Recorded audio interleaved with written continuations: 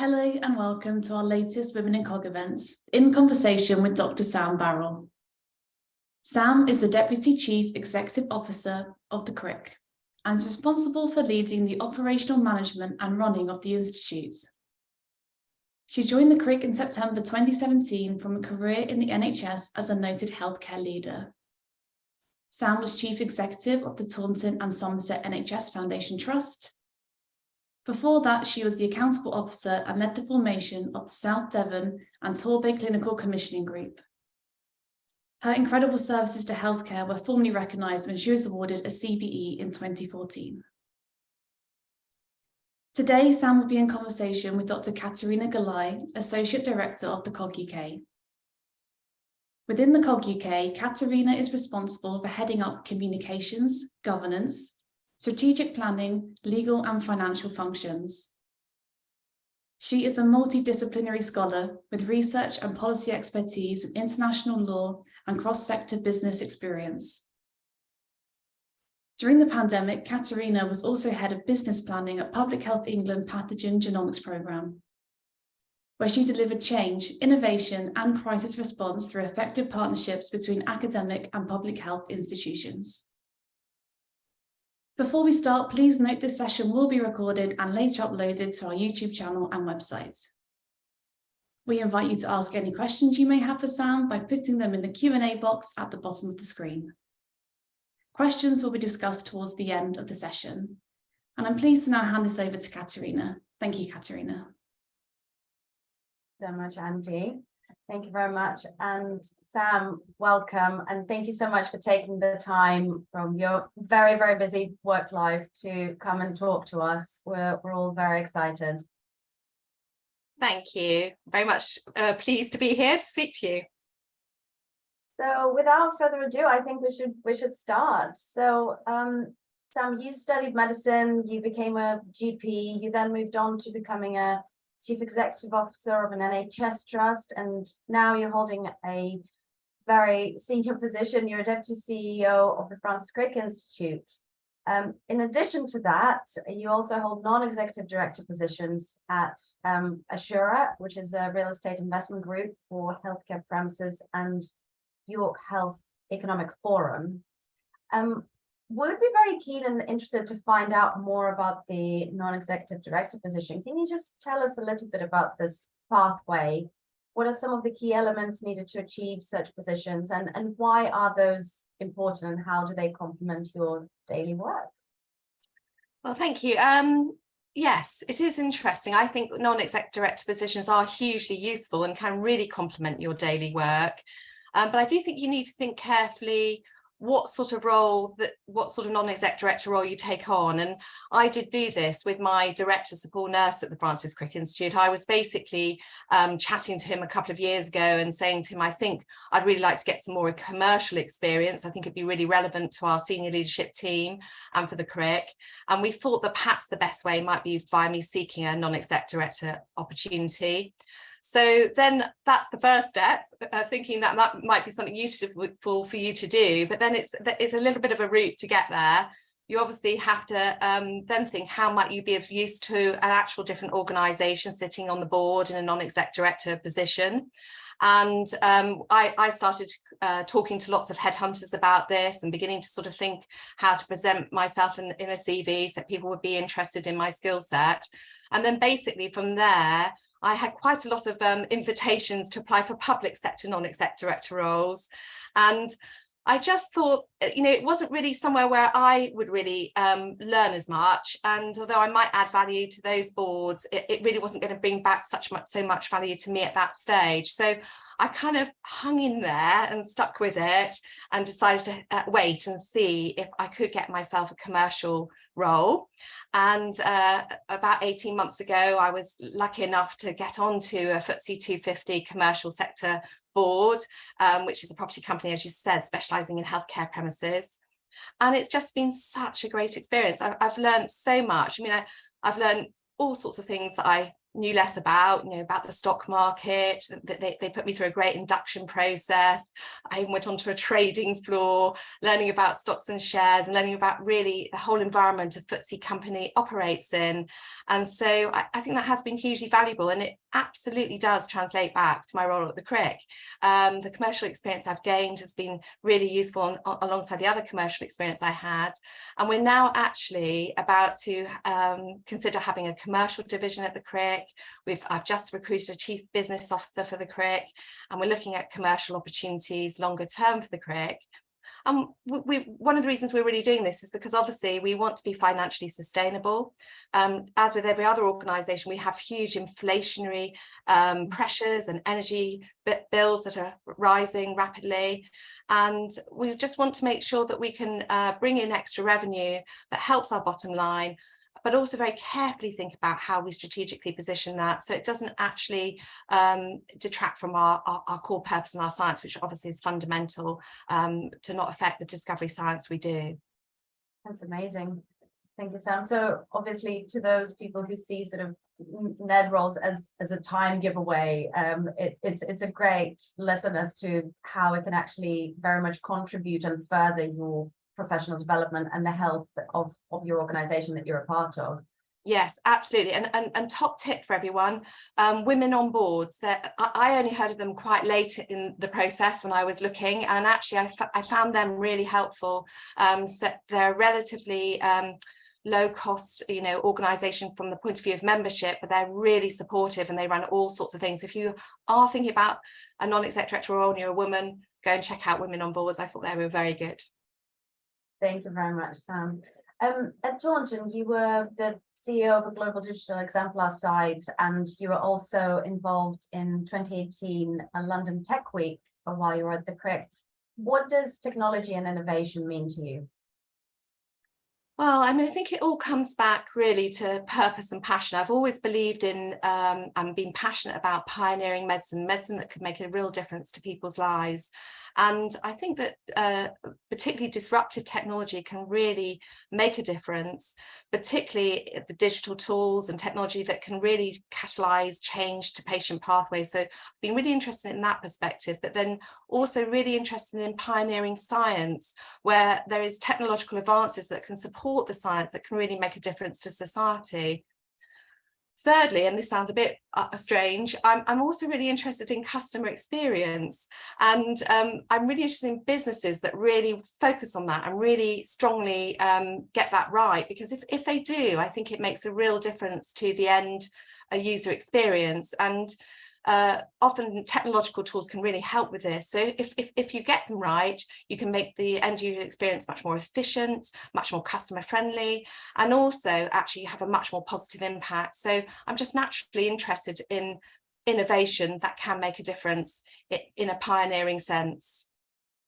That's amazing. And with regards to your pathway, which I mentioned sort of the different roles that you held. Did you always know that you wanted to go into an executive position, or or what was kind of the turning point for you, and how did you make those choices, and what can you tell us about that? I mean, I've talked to quite a few people over the years, giving sort of a bit of informal advice about careers and options, and I think there's two routes that people seem to take: a sort of more ad hoc route where things come along and they think about them and take the opportunities, or a more very definite plan route. This is what I want to do and I'm going to plan every step to get there. And I think either route is fine, but I think you just have to think carefully about the pros and cons of both routes. So I only ever planned one thing in my entire career, and that was to be a doctor, and I wanted to do that from the age of 8. And looking back, I think, well, what on earth at the age of 8 made me think I wanted to be a doctor? And I think, well, there was a couple of things at the time. There was an Australian TV series called Skippy, which some of you who are old enough to remember will remember, and there was also Flying Doctors at the time. So I think I was really excited by Flying Doctors. I thought, right, that's it, I'm going to be a doctor. But I think part of the real reason was my mum was a nurse, a district nurse, nurse, and she used to take me on all her nursing visits, and she's really passionate about her patients. So I think that was probably underlying why I said, oh, well, I'm going to be a doctor. And then I just didn't really change off course from that. So I became an anaesthetist and then a GP. And it wasn't till about 14 or maybe 15 years ago that I began to sort of get approached about healthcare management roles, and was asked to represent a series of GP practices in delivering healthcare services, commissioning healthcare services for a local area. And that led on to subsequent roles, such as my being chief executive of an NHS trust eight years ago. So what kind of got me there with the different opportunities? Well, I think really for me, it's just being open-minded, enjoying challenges and being able to overcome them, because I think all the roles I've had have not been entirely straightforward. And I've only really considered moving on from a role if I feel I can't. Well, I mean, the roles I'm in, I really want them to be purpose-led, and really I want to be able to push the boundaries all the time. And if I'm beginning to feel I can't push the boundaries, that might make me think of another career step. Or if there's another role coming along where there's an amazing opportunity to do something that's purpose-led and pushes boundaries, then I might consider moving. Thank you. And I think this is a very nice segue into the next set of questions to do with what you were up to during the pandemic, you know. And I think pandemic made us all push boundaries, both personally and professionally. And I think that, you know, you and the Crick Institute are certainly not an exception in that, and you led by example through many different avenues. So you were chief operating officer at the Crick when COVID started. You have led some incredible and transformational work during that time, and you led one of the first large-scale vaccine centres in London, which ultimately successfully delivered more than 800,000 COVID-19 vaccines. However, if we go back a little bit and into the early days of the pandemic, the Crick became a testing site with its in-house sequencing. Can you just tell us a little bit about that and how you went in setting that up? Yeah, so I mean, just so people know, the Crick Institute's by King's Cross, and we're quite near a lot of hospitals and universities, so we're sort of fairly central in London. And back in March of 2020, UCLH Hospital, one of our key hospital neighbours, had a significant problem with not being able to access PCR tests for their patients and their staff, and they approached us and asked if we could help in any way. We weren't a diagnostic testing lab here, so we worked very closely with at UCLH Hospital and HSL, their laboratories, to within 4 weeks setting up a PCR testing pipeline. And in the end, we ended up delivering over 600,000 PCR tests for about 150 care homes and 10 hospitals in the North region area of London. And there were many people involved in that project. I mean, huge numbers of people at UCLH, as well as HSL, as well as Crick scientists and clinician scientists. It was a really big endeavour.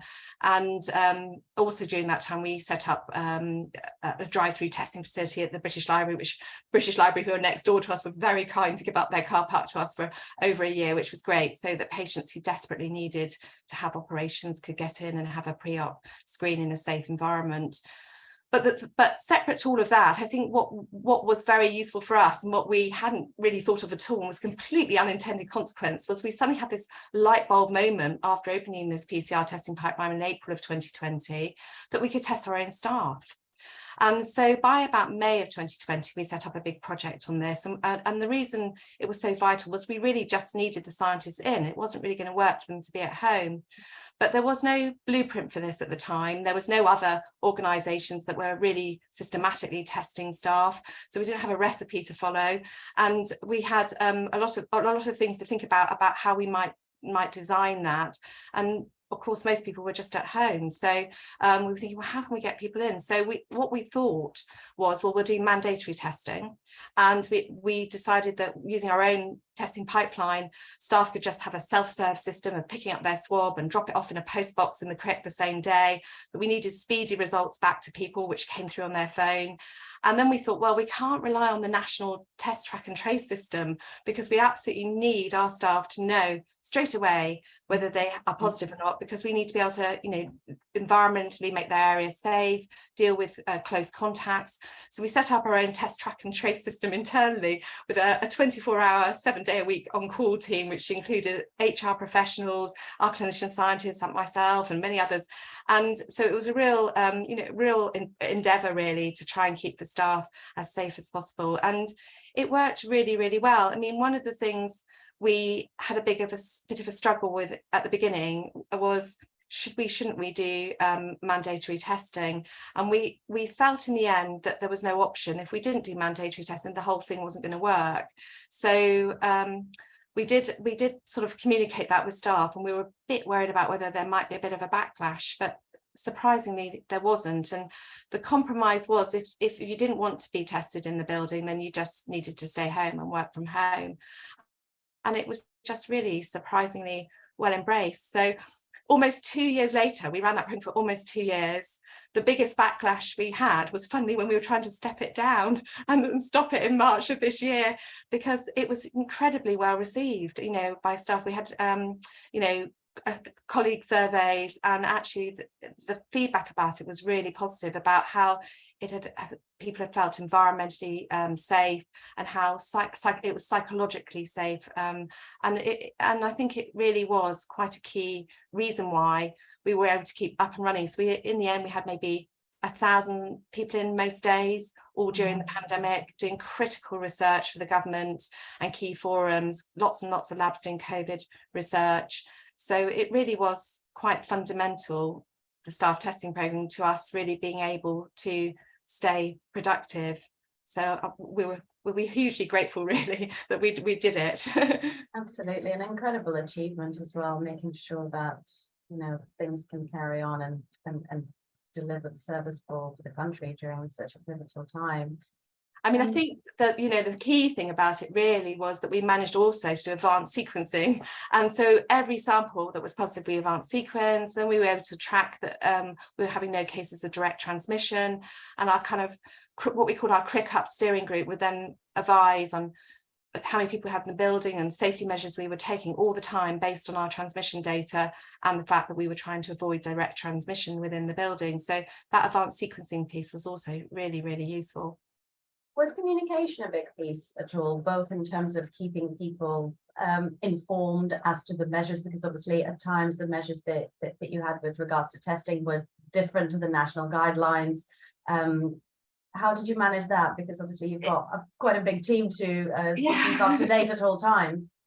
Yeah, no, it was a lot. That's why we had this regular steering group, was really thinking about many aspects of this, such as you know, some of our guidelines are a bit more stringent than the national guidelines, because we were really keen to keep the building as safe as possible. So you have to explain why you're going that bit further than the national guidelines. That was really important. Also, early on, colleagues were a bit worried that maybe we were hiding positive tests and we were not informing people properly. So basically, we agreed to publish all our positive tests every fortnight. So we kind of had updates on it every fortnight throughout the Institute of, these are our positives, this is the latest thing we're doing, this is the latest, you know, you had to adapt all the time, because of course we were following the ONS data, we were following the public health data as well, and we were making sure that we could agilely change what we were doing depending on the latest evidence. And so it was quite complex, you know, explaining it to people and explaining why we had certain rules. And we did town halls, we did all sorts of ways of trying to communicate it really. We did a whole COVID town hall. So yeah, so that's how we did it. And I think actually that did work really well. And again, that we got very positive feedback about our whole approach to COVID during our staff survey that we've done earlier this year. Yeah. Has anything sort of carried on from those times of you know, the pandemic response to any of the kind of cultural things or communication pieces? Are there any kind of big lessons that you thought, well, this works really well, we don't need a pandemic, you know, to keep doing it? Well, I think what really for us was a big sit-up moment was the connection with the hospitals, the front line of the hospital leadership, which we'd had less direct connection with before, and many of those relationships we've kept going, and there's all sorts of other research projects that are coming off the back of that. One of the big projects we've been doing right since the start is a legacy research project, which many Crick are actually participants in, and that's in close conjunction with the UCLH hospital, and it's looking at people that did have COVID, and basically looking at the variants, and it's been hugely informing national policy since then. So yes, there's all sorts of things that have sprung off the back of us just being a bit more agile than we thought we maybe could be, and just developing those relationships further out into actually that, you know, frontline hospital space. Thank you. I think in COG-UK we also found, because you know COG-UK was set up to do the sequencing and a lot of the things that we were doing felt like the pandemic has removed certain barriers, because you needed to act and you needed to base things on sort of common sense, and so it wasn't necessarily about cutting corners, but it was about cutting through the noise. And I think it will be pretty difficult to go back to some of the formal ways of doing things, which I think we've got that mentality to thank, really. Just to kind of conclude on the pandemic section, I guess, was there anything in particular that left a big impression on you, either personally or professionally, that has been happening during that period of time? Yeah, I mean, I think obviously everyone's got, you know, stories to tell about their experience of COVID, and it was a sort of frightening and harrowing and very challenging time for many of us. But I think the thing that stands out for me, or stood out for me at the time and still stands out for me now, was the approach to end of life care for those dying of COVID. And this sort of applied to the visiting rules nationally, both in care homes and in healthcare premises, funeral arrangements and so on.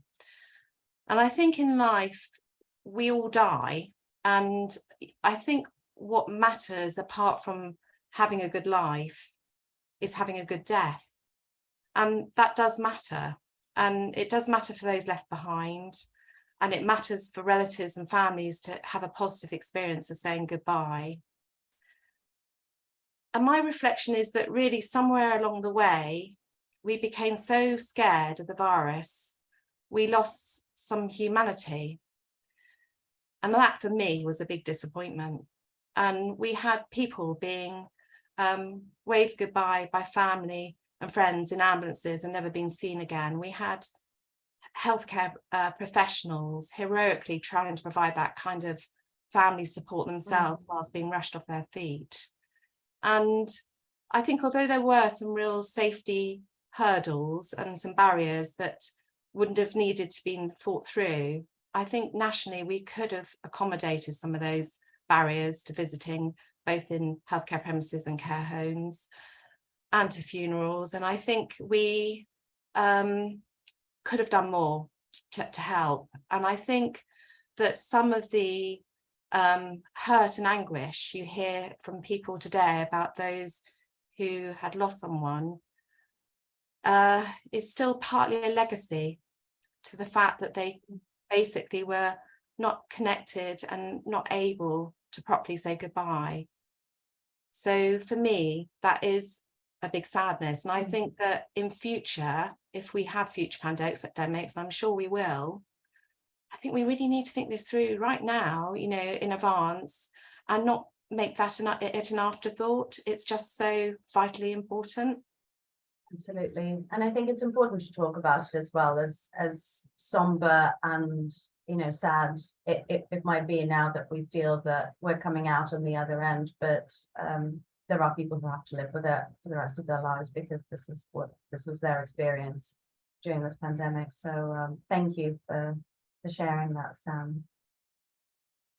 In your current role as the Deputy Chief Executive Officer, you are responsible for running the biggest biomedical laboratory in Europe.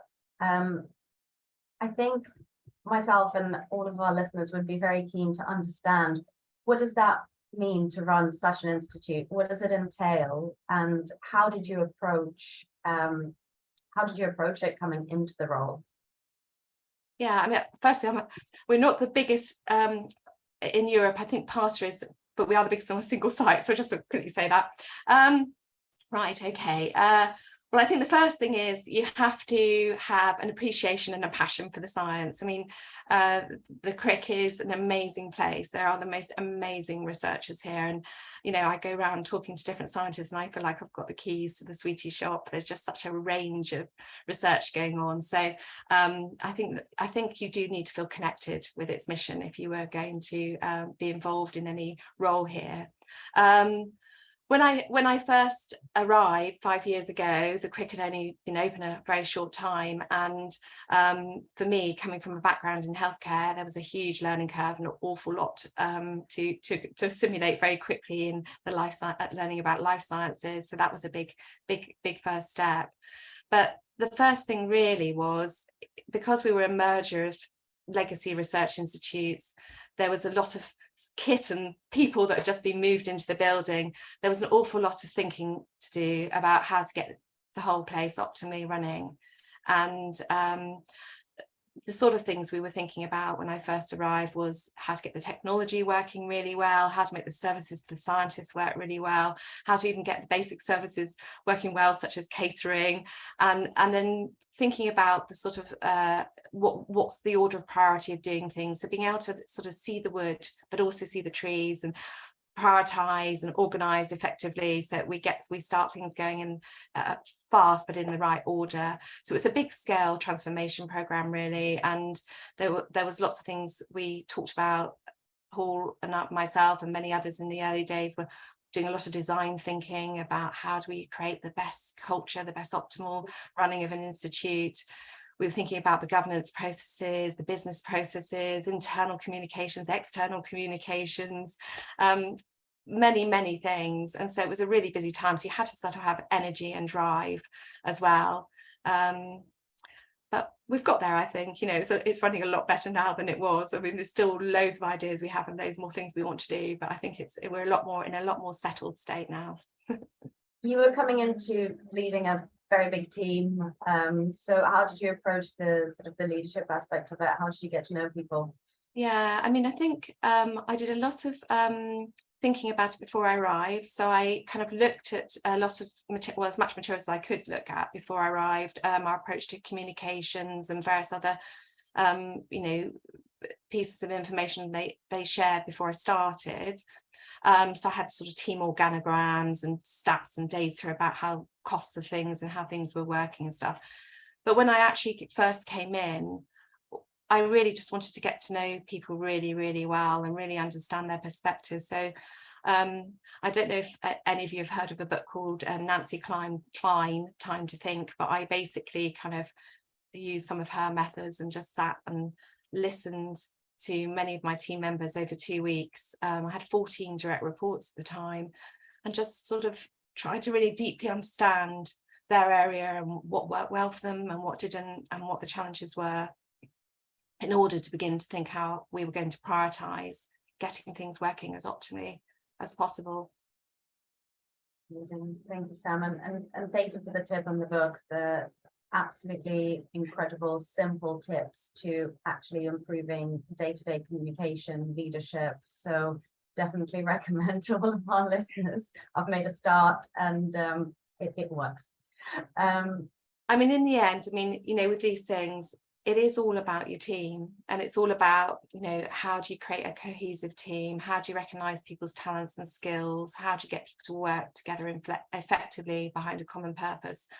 And that is vital for any organisation to thrive. So really taking the time to get to know people and really think about how best to structure things is really important.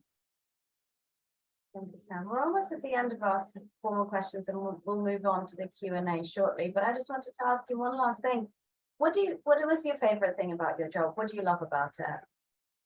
Oh my gosh. Oh gosh. I think, I It mean, doesn't have to be one thing. It can be I like the a science, selection. really. And I mean, I mean, it is exciting. It genuinely is exciting being here. I mean, I'm very lucky that because my role sort of mirrors Paul's role, and I help him obviously with lots of things. One of the things is we've got this beautiful building, and I mean, you can probably see it a little bit behind me, and it is absolutely stunning. So do come if you're watching and you ever get a chance, because we do have a sort of public area at the front, and we run exhibitions and things, and they're free. So just look on our website. But yes, so it's a lovely build. So we attract VIP visitors, particularly because we're right in central London as well. So we're sort of on that sort of, you know, trotting the Foreign Culture Office, trotting through different people. Now, the great thing about that is then we have our scientists showcasing their science, and I get to actually go around and see this science in all sorts of different ways. And that it's just, the visitors often have awe and wonderment about some of the things that we're scientifically doing, and every time I go around with them I have the same awe and wonderment. So I think that's probably one best bit of the job, and then the other best bit of the job is some of the people I work with, who are absolutely amazing, very diverse in thinking, and there's quite a lot of, you know, interesting characters, but they're just a great team. Yeah. Thank you. Right, so we've got a couple of questions in our Q&A chat. So there's one from Sarah. Many thanks for your time today. What has been the proudest achievement or highlight of your career so far? Oh gosh. I think, I don't know if I've got one. I mean, I think my proudest thing, I suppose, is maybe, well, maybe, I know this sounds a weird thing to say, but maybe staying resilient, because actually, you know, if you're running an NHS hospital, it's quite tough from time to time. The Crick at the start there was a lot to do. It was a big challenge, and you know, and then there's lots of people politics, as you can imagine. Any of these roles, they're never straightforward, and then when I was commissioning healthcare services, the same. And you know, being a doctor, you know, dealing with some really harrowing patient stories and supporting patients in really difficult circumstances, all those things actually are quite tough. And so it's quite hard to keep yourself resilient and optimistic, and remain a positive leader, and not be ground down, and still keep your energy and still add value. And I think that's probably been my best achievement. I've actually got, you're going to laugh, I've actually got a mind map on staying resilient, with about 1,000 different lines all over the place, with all the things I've got about how I keep myself resilient. And I actually really work on it. And I've never stopped over the years. And I sort of all the time reflect and think, right, you know, do a bit more exercise, don't drink too much alcohol, try and get enough sleep, you know, listen to my audiobooks, you know, talk to my friend, you know, just all the sort of obvious things. And you'll, the different people on the call, you'll have different things that help you, but actually listing those and just trying to think, even if you just do one a day, even if you do 5 minutes a day, just make time for yourself and do it. It is just key, because otherwise you stop losing your fun and your sense of happiness, and then you just won't be a good leader, really. That's a very good practical advice, and you know, it clearly works for you. So I think again we can all take it as a tip. There is sort of a related question onto fun, you know, so I'll combine the two. So the question is, I would imagine you work very long hours and any time away is very precious. How do you manage demands on your time? And what advice would you give to others in relation to work-life balance? Yeah, so this is a really tough one. I mean, I am really busy, and I'm really busy also because I'm the mum of three teenage girls. Well, one of them no longer a teenager, but yeah, 3, you know, relatively young girls, and they're pretty full on themselves. So there's an awful lot going on a lot of the time. Also got 3 dogs, amazingly. I don't know how I managed that. Wow. So yes, so again, this is something I do think about a lot. So I think about when I'm at work, my priorities and the organisation's priorities versus other people's priorities. And so sometimes I get myself into a bit of a hamster wheel where I'm reacting to other people's priorities, and I just don't get to the key ones for my role or for the organisation. And so I have these little resets where I think, well, actually that's not right. I need to just, you know, really think about my diary management, really think about what things matter to get the things done I need done, and not get too distracted. And then I think about delegation. Who's got what skills? What support can I put around me? I do work out of hours, but I'm careful not to expect that of others. So I put something on my email strapline, but then that does help me if I need, you know, if I just want to just download something, I will do it out of hours.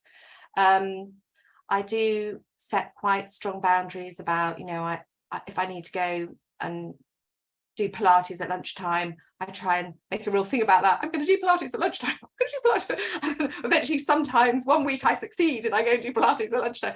So I do try and just constantly redress the balance as much as I can, and go back to my, you know, well-being kind of checklist and make sure I'm getting some stuff done. But for all listening, there's no easy answer to this. So you just got to keep reflecting. But I suppose my main thing would be to say is, don't give in to it. Don't give in to letting it dominate your life. Just keep trying all the time to think of different tactics and techniques so that you get a better work-life balance.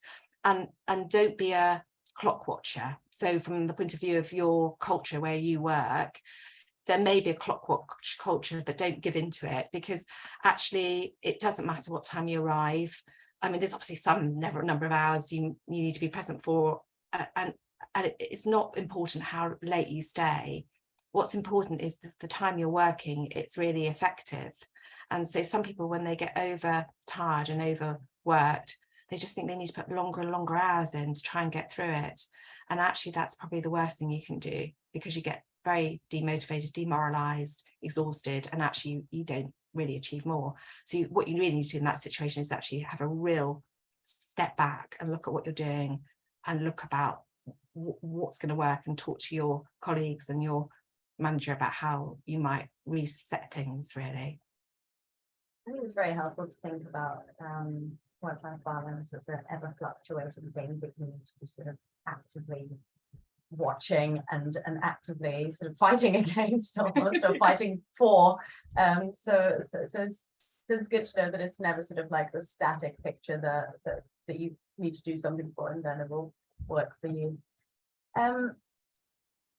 So another question from the public. I think that managers can have a strong impact on staff, and mentoring support can be important. Are there any mentoring experiences that stand out for you?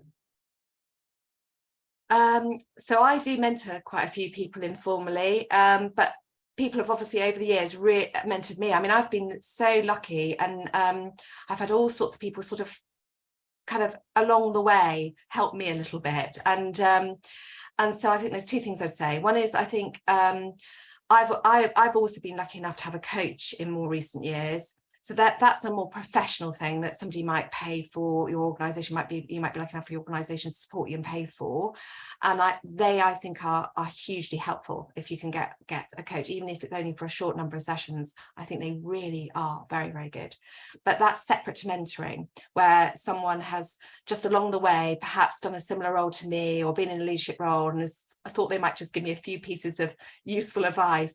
And I remember every mentor I've had, even though I may have only had them for short periods of time, and I remember stuff they told me. So really, if you can get yourself somebody that helps you, then really do embrace it and take the time, because it can really help develop your thinking and get you out of a kind of locked in box you might have got into in your head, where you think, well, that's never going to work and I'm never going to get, and I'm just going to have to accept it. And actually they'll just challenge you or give you tips and advice about how to get yourself into a different way of working that's really helpful, or deal with some difficult politics, or manage some difficult circumstances. So I think one piece of advice that was given to me a long time ago that I still remember, and I remember exactly who gave it to me and when, was deal with your problems, don't sit on them, because they'll always come back to bite you. how they were so right, and I really do try and do that. So if there's a problem and you know it's a problem and it's going on and you know it's a problem, you don't sit on it. You know, 6 months later it will still be there as a problem. You're going to have to face it and you're going to have to deal with it. Otherwise, and if you do it, although it's hard in the moment to be brave if it's a difficult problem, for whatever reason, it really is worth doing it, because you do come through then, and it is much better. Amazing, thank you, Sam. We've got time for one more question. So this is slightly shifting gears a little bit. So thinking about the importance of communication with policymakers and the public, do you think current messaging to the public is high enough on the news agenda? And I guess, you know, this could be your personal opinion or professional. So I believe the questions are around just generally keeping the public informed, and perhaps the shift from the way that policymakers were communicating in the midst of the pandemic. That's how I would understand that question. So just so I understand with gender. So sorry, I don't quite understand the question. Do you think current messaging to the public is high enough on the news agenda? Oh, news agenda. Sorry, I missed the word. I thought you said gender. What about now about the pandemic? I think we can take that question as you wish. Yeah. So the question, yeah. I mean, at the time, of course, the pandemic, it was massive, wasn't it? I mean, it dominated everything. So I mean, I think it was almost, from my perspective, almost too dominant, because I think it kind of, I think it made everybody feel not have any release in the sense of any other world. I know it was obviously there was all sorts of reasons for that, which were very important. But now, is it high enough? You know, I mean, COVID obviously is still there, but I do think we have got it about right now. And personally, there's still, interestingly, I still look at the BBC News website and look at the COVID section quite regularly. It is there still. You can get the information relatively easily. There are a lot of other things going on globally that obviously are of big concern, and within our own UK economy. So I think probably the balance is right, that we should be featuring all those other challenges for society as well. Thank you, Sam. Is there anything else that you want to leave our listeners with? Any word of advice? Any tips from you?